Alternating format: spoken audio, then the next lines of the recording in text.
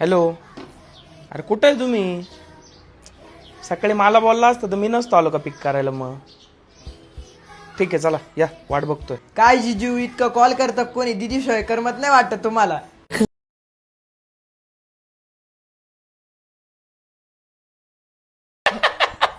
अरे हे थोडं नवीनच आहे माझ्यासाठी. काय झालं? काय नाही दीदी, जिजूंना तुझे पराक्रम सांगत होतो. मला तर शांत वाटलेली तुझी दीदी. शांत आणि ही एरियातले सगळे पोरं घाबरता हिला. क्षितिज, हे बघा जिजू, असेच डोळे दाखवून डाकट. एरियात भांडण करायला कोणाला आवरत नव्हती आणि शाळेत असताना रोज नवीन कंप्लेंट घेऊन यायची घरी. अच्छा, म्हणजे एवढे पराक्रम केले मॅडमनी.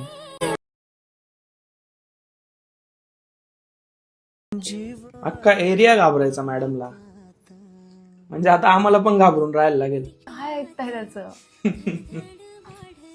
प्रवास करून मिस केलं मी. तुला माझी आठवण पण आली असं वाटलेलं तुमची आठवण वगैरे नाही येणार. माहेरी चालली आहे, मज्जा करेन. पण खरं सांगू, असा एकही क्षण नाही गेला जेव्हा मला तुमची आठवण नसेल आली. ती शांत सोजवळ असणारी बायको इतकी मस्तीखोर असेल हे ऐकून जरा शॉकच बसलाय मला आज. क्षितिज ना, मला फक्त एकटाच भेटू द्या आता. खरंच इतकं आगाऊ आहे ना, हेच. कांदा बा.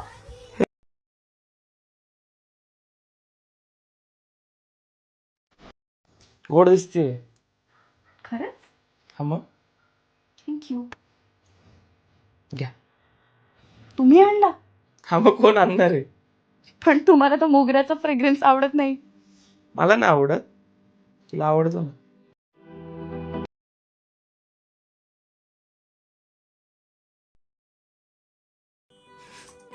काय अजूनही बघताय? खुश आहे मी. इथून पुढचं प्रत्येक नवीन वर्ष तुझ्यासोबत साजरं करायला मिळणार आहे मला. चला आता गुढी उभारायची आहे ना.